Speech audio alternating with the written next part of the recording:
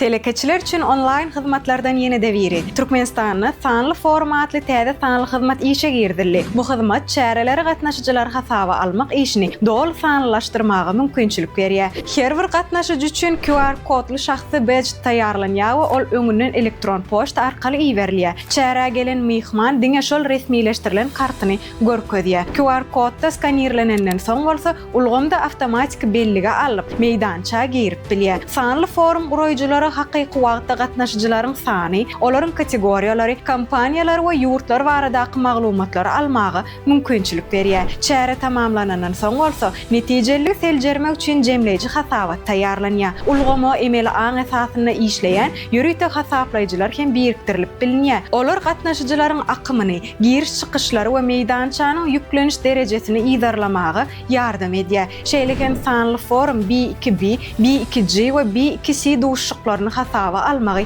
resmileşdirilen kartyny dizaynny, logotip taýýarlamagy we çärenin vizual bezegini üpçün edýär. Şeýlelikde sanly forum häzirki zaman çäreler üçin sanly hasaba alşyň täze standartyny hödürleýär. Sizi dünýäniň hemde ýurdumyzyň täzelikleri gyzyklandyrýarmy? Onu Türkmen portal bilen galyň. Bize agza bolmaklygy unutma.